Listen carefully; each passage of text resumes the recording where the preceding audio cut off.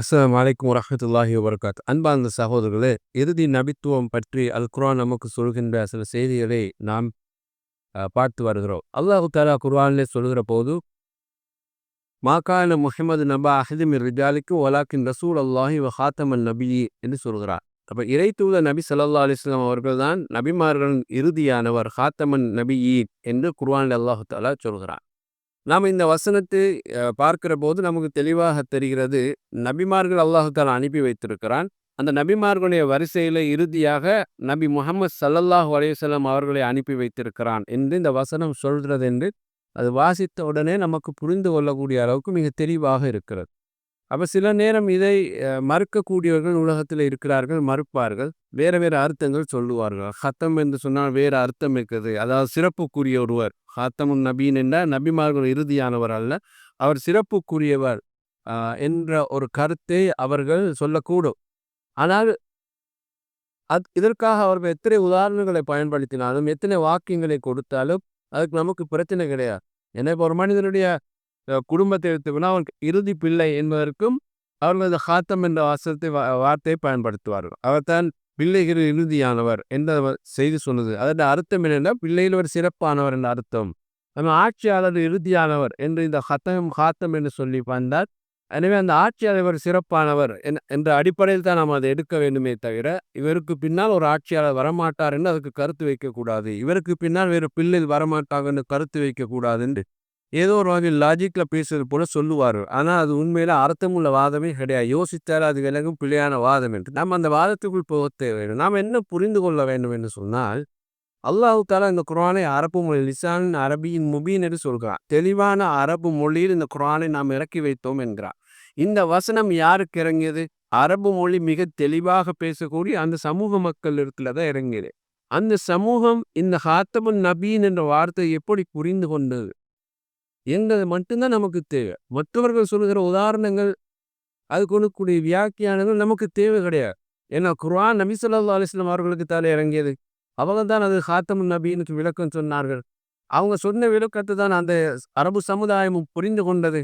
அப்ப அது நடைமுறைப்படுத்தப்பட்டிருக்கிறது. ரசூலுல்லாஹுடைய வாழ்க்கையில் 23 வருடங்கள் ஹாத்தமுன் நபீன் என்ற இறுதி நபிதான் என்றுதான் நடைமுறைப்படுத்தப்பட்டது. சஹாபாக்கள் அரபு சமுதாயம் தானே, அவங்களுக்கு இதுக்கு வேற அர்த்தம் உண்டு. அவங்க சிறப்பு நபின்னு புரிந்து கொண்ட ஒரு அர்த்தம் இருக்கிறதா, நபிமார்கள் அந்தஸ்து உயர்வு என்ற அர்த்தம் இருக்கிறது நமக்கு புரிந்து கொண்டார்களா? புரியல. ஒரு வார்த்தைக்கு பல அர்த்தங்கள் இருக்கலாம், அதல்ல பிரச்சனை. ஒரு வார்த்தைக்கு பல அர்த்தங்களும் கொடுக்கலாம், அதுவல்ல பிரச்சனை. இந்த வார்த்தையை அந்த குர்ஆன் இறங்கிய சமுதாயம் எப்படி புரிந்து கொண்டது என்பதுதான் முக்கியம். அதுதான் நமக்கு தேவையானது. ஒவ்வொரு சமூகமும் அவங்களுக்கு ஏற்ற வகையில் தங்களுடைய சிந்தனையை நுழைத்து குர்ஆனை படிக்க விளங்கினால், ஹதீஸை படிக்கணும்னு அவங்களோட சிந்தனை பார்த்து குர்ஆனும் போய்கொண்டிருக்கும், ஹதீஸும் போய்கொண்டிருக்கும். அப்போ அது நேர்வழி ஆகாது. நம்ம அந்த சிந்தனையில் நாம் விடுபட்டு எப்படி யோசிக்கிறோம் என்றால், இந்த வசனம் அந்த சமூகத்துக்கு இறங்கிய போது அந்த சமூகம் இந்த வார்த்தையும் வசனத்தை எப்படி புரிந்து கொண்டது என்பது மட்டும்தான் நாம் யோசிக்கணும்.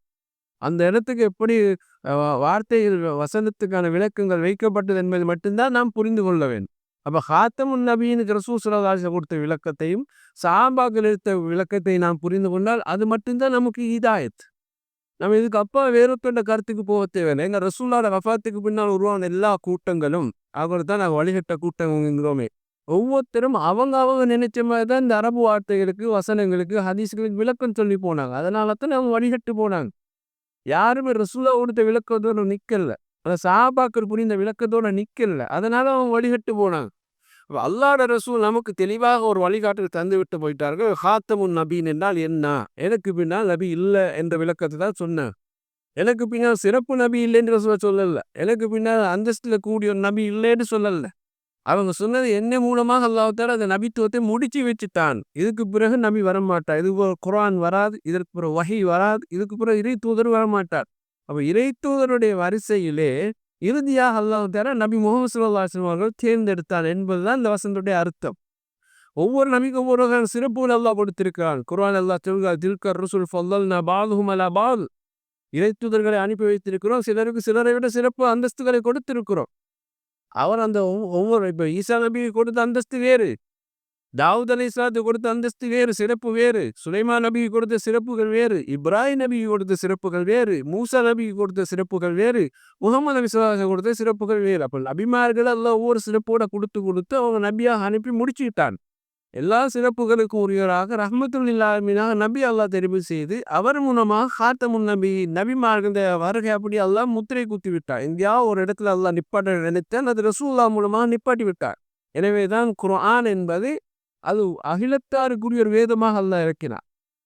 எந்த நபி இறை தூதருக்கும் ஒரு இறுதி நபின்னு அல்லாஹ் சொல்லலையே.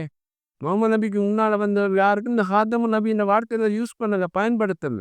முகமது நபிக்கு முன்னால வந்த எந்த இறை தூதரும் உலக மக்களுக்குரிய இறை வேதம் என்றும் அல்லாஹ் பயன்படுத்தல. அப்ப இந்த ரெண்டை யாருக்கு பயன்படுத்தினார்னா ரசூலுல்லாஹ்வுக்கு தான் பயன்படுத்தினார். நபி முகமது நபி அவர் ஹாத்தமுன் நபியின் இறுதி நபி. அவர் கருளப்பட்ட குர்ஆன் இருக்கிறதே ஸிக்ருல் லில் ஆலமீன், உலக மக்களுக்குரிய தூது, உலக மக்களுக்குரிய வேதம் என்று அல்லாஹ் உறுதிப்படுத்திவிட்டார். இதை நாங்கள் முதலிலே கவனத்தில் வைக்கணும். இரண்டாவது ரசூல் ஸல்லல்லாஹு அலைஹி வஸல்லம் அவர்கள் இப்ப இந்த வசனத்துக்கு என்ன ஹதீஸ் விளக்கமாக சொன்னார்கள் என்பதை நாங்கள் பார்க்க வேண்டும். சஹீஹ் புகாரில வரக்கூடிய 3535வது ஹதீஸ்ல ரசூல் ஸல்லல்லாஹு அலைஹி வஸல்லம் சொல்கிறார்கள், இன்ன மஸலி வ மஸலல் அன்பியா மின் கப்லி. எனக்கும் எனக்கு முன்னால் போன இறை தூதர்களுக்கு ஒரு உதாரணம் ஒன்று இருக்கிறது. அது எப்படியான உதாரணம் என்று சொன்னால், கமஸலி ரஜுலின் பனா பைத்தன் ஃபஹஸனஹு வ அஜ்மலஹு. ஒரு மனிதன் ஒரு வீட்டை கட்டி அழகாக கட்டி அதை முழுமையாக பூர்ணப்படுத்தியிருக்கிறார். அந்த வீடு பார்ப்பதற்கு மிக அழகானதாக நேர்த்தியானதாக இருக்கிறது. அப்படி அந்த ஒரு வீட்டையும் அவன் கட்டி முடித்த பிறகு இல்லா மௌலிஅ லபினத்தின் மின் ஜாவியா, அந்த வீட்டை அப்படியே சுத்தி பார்த்தீங்கன்னு சொன்னா எல்லாம் கம்ப்ளீட் ஆகியிருக்கும், ஒரு குறைபாடு இல்லாம இருக்குது. ஆனா ஏதோ ஒரு இடத்துல ஒரு மூலையில வந்து ஒரு கல்லம் தான் அவன் வைக்காம கட்டியிருக்கிறான். மற்ற எல்லாத்தையும் முழுமையாக கட்டி முடித்தவன் ஒரு இடத்துல வந்து ஒரு கல்லை வைக்காம வச்சு கட்டி முடிச்சிருக்கிறான். இப்போ மக்கள் அந்த வீட்டை பார்க்க வர்றாங்க. ஃபஜஅல الناس يطوفون به. மக்கள் அந்த வீட்டை அப்படியே சுத்தி பார்த்து கொண்டு வருகிறார்கள். வயஅஜிபூன லஹு, அந்த வீட்டை பார்த்து ஆச்சரியம் அடைகிறார்கள். வயகூலூன் ஹல்லா உனியத் ஹாதிஹி லபினா.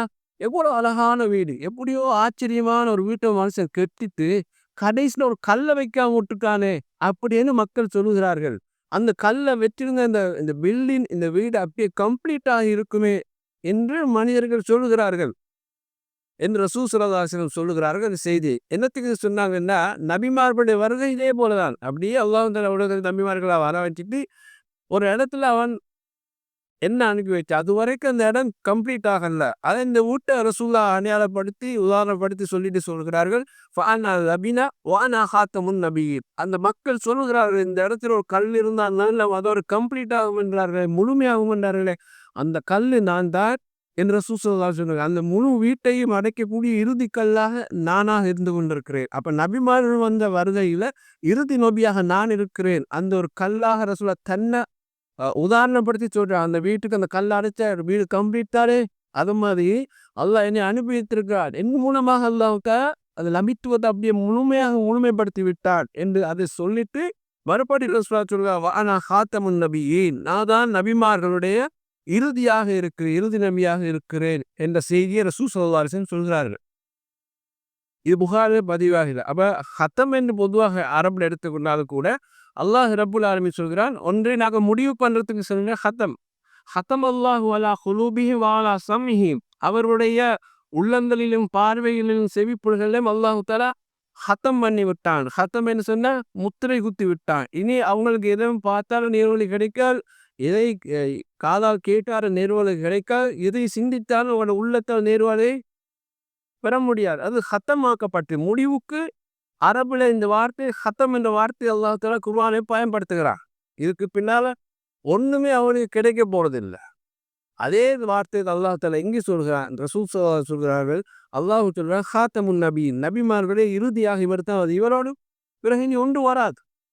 இது ஹத்தம் என்று சொன்னா நாம ஒரு கவர்ல வந்து ஸ்டாம்ப் அடித்து முத்திரை அடித்து குத்தி முடிவு செஞ்சா அதுதான் ரெஜிஸ்டர் போஸ்ட். இதுக்கு பின்னால் ஒன்று நடக்காது என்பது சாதாரணமாக இப்படி புரிகிறோமோ, அது போலதான் அல்லாஹ் ரப்புல் ஆலமீனும் அல்லாஹுடைய தூதரம் இந்த ஹத்தமுக்கு நான் தான் ஹாத்தமுன் நபி, இறுதி நபி என்று ரசூல் ஸல்லல்லாஹு அலைஹி வஸல்லம் அவர்கள் சொன்ன இந்த செய்தியை நாம் புரிந்து கொள்கிறோம். இது புகாரிலும் வருகிறது, முஸ்லீம்ல வருகிறது, அஹ்மதிலையும் வருகிறது. எனவே அன்பார்ந்த சகோதரர்களே, இதை ஒரு செய்தியாக முதலில் நாம் புரிந்து கொள்ள வேண்டும். ரசூல் ஸல்லல்லாஹு அலைஹி வஸல்லம் இன்னொரு ஹதீஸ்ல சஹீஹ் முஸ்லிமில் சொல்கிறார்கள், உர்சில்து இலல் ஹல்கி காஃபா வ குத்திம பின் நபிய்யூன். நான் மனித சமூகத்துக்கு அனுப்பப்பட்ட ஒரு தூதர். என் மூலமாக அல்லாஹ் தஆலா நபித்துவத்தை முடித்து வைத்து விட்டான் என்கிறார்கள். இங்கு ஹாத்தமுன் நபியின் என்று சொன்னதுக்கு பதிலாக குத்திம பின் நபிய்யூன், நபிமார்கள் இறுதியானவராக என்னை அனுப்பி அல்லாஹ் தஆலா அதை முழுமைப்படுத்திவிட்டார், முடிவுபடுத்தி விட்டார். இதுக்கு பின்னால் வராது. அது ஒரு ஹர்த்தம், ஒரு சீல் அடிக்கப்பட்டது போல இனி வராது என்பதை ரசூலுல்லாஹ் உறுதிப்படுத்துகிறார்கள். அப்ப குர்ஆன் என்ன சொன்னது? ஹாத்தமுன் நபி என்று சொன்னது. ரசூலுல்லாஹ் சொன்னார்கள், நாங்கள் ஹாத்தமுன் நபியின் ஹதீஸ் சொன்னார்கள். இந்த ஹதீஸ் என்ன சொல்கிறார்கள்? என் மூலமாக அல்லாஹ் தஆலா நபிமார்கள் வருகையை பூர்ணப்படுத்தி விட்டான், முழுமைப்படுத்தி விட்டான், ஹத்தம் பண்ணி விட்டான், இனி நபி வரமாட்டார்கள் என்ற செய்தியை ரசூல் ஸல்லல்லாஹு அலைஹி வஸல்லம் சொன்ன சஹீஹ் முஸ்லிம் 523வது ஹதீஸா பதிவு செய்திருக்கிறதை பார்க்கிறோம். இதை தொடர்ந்து வரக்கூடிய செய்திகளில் இது சம்பந்தமாக விவரங்களை பார்ப்போம். ஆஹிர் தஅவானா அல்ஹம்துலில்லாஹி ரப்பில் ஆலமீன். அஸ்ஸலாமு அலைக்கும் வரஹ்மத்துல்லாஹி வபரகாத்துஹு.